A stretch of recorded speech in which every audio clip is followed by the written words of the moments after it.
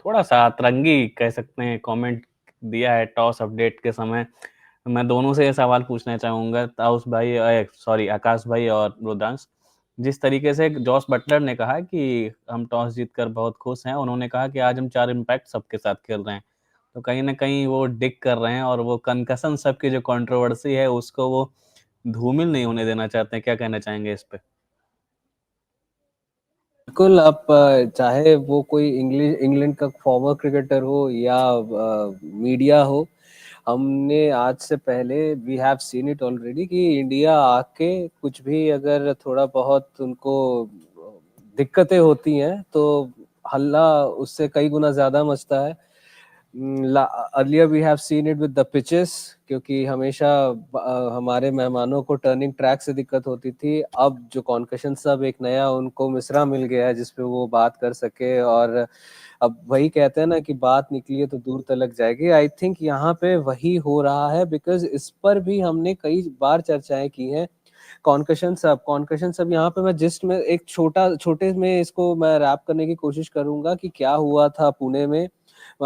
शिवम दुबे के सर पे गेंद लगी थी, उसके बाद सेकेंड इनिंग्स में जब उनको लगा कि वो नहीं खेल पाएंगे तब वहां पे टीम इंडिया ने आईसीसी के नियुक्त रेफरी से बात करके उनसे गो अहेड लेके शिवम सॉरी हर्षित राणा को उन्होंने डिप्लॉय किया था। अब आप यहाँ पे देखने वाली बात ये है कि भाई वहां पे जितना कंट्रीब्यूशन अपना दे चुके थे शिवम दुबे, वो हो चुका था। अब लाइक टू लाइक रिप्लेसमेंट की अगर बात आती है तो सेकंड इनिंग्स में ज्यादा से ज्यादा शिवम दुबे अपनी बॉलिंग से कंट्रीब्यूट कर पाते, तो उसी फैक्टर को देखते हुए इंडिया ने जो है एक बॉलर को लिया। अब आप इसे लूप होल को एक्सप्लॉइट करना कह लीजिए या फिर जो कह लीजिए, मेरे हिसाब से अगर आज यहाँ पे टॉस के समय अगर जॉस बटलर तंज कस रहे हैं taking a dig at the India team India's decision, तो ठीक है, एक तरीके से दर्द हुआ है तो कहीं ना कहीं तो आह निकलेगी। तो यही एक मौका था और उन्होंने अपनी बात कह भी दी है।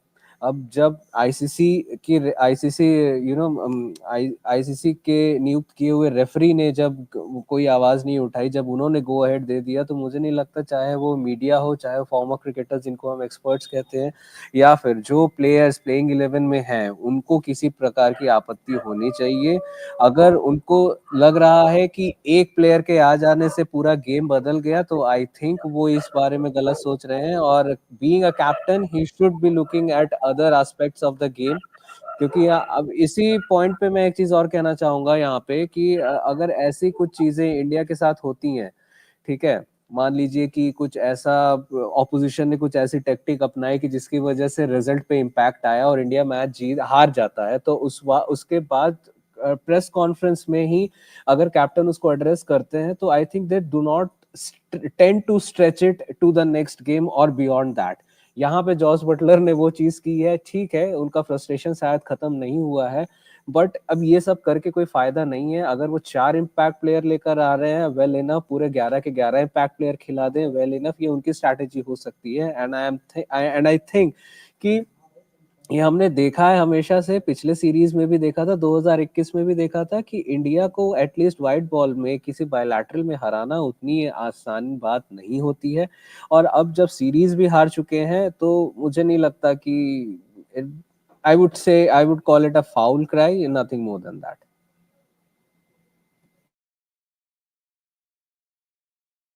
रुद्रांश आपका क्या टेक होगा इस पर? मैं तो होल हार्टेडली आकाश भाई से एग्री करता हूँ इसमें, क्योंकि अब वो हर्ट हैं, अब उनको मौका एक वही होता है, इंग्लैंड के साथ होता है कि हमेशा उनको कुछ ना कुछ चाहिए होता है खुद को फ्यूल करने के लिए। सीरीज नहीं जीत पाए तो अब वो थोड़ा फ्रस्ट्रेशन रहेगी। It's like from India's point of view मुझे लगता है कि आईसीसी के रूल्स में एक बहुत बड़ा लूप होल है कि आईसीसी ने वो सब्जेक्टिव छोड़ रखा है, मैच रेफरी पर डिसीजन है कि वो जज करें कि ये लाइक फॉर लाइक है या एडवांटेज दे रहा है टीम को या नहीं दे रहा है। अब इंडिया को वो सब्जेक्टिव डिसीजन यूज करने का मौका मिला। अब इंडिया काइंडनेस तो नहीं दिखाएगी ना कि हाँ अच्छा Ramandeep Singh like for like ज्यादा लगेगा, इंग्लैंड को तो वो खिला लेते हैं। इंडिया तो अपनी एडवांटेज देखेगी, आईसीसी की गलती है, आईसीसी के रूल्स पे है। अब उनको आपने पहले मैच में चलो बोल दिया, आपने एकदम क्लियरली अच्छे से, बहुत अच्छे जॉस बटलर पर रिस्पेक्टफुली बोला था कि we disagree, which is understandable. अब यहाँ आके उनको मजाक कर रहे हैं, हम उनको थोड़ी team I think they are trying to fuel themselves up कि हाँ ये हम लोग दिखा के दिखाएंगे, बदला लेके दिखाएंगे, लेकिन वो थोड़ा डिस्ट्रैक्टेड लग रहे हैं इस चीज में।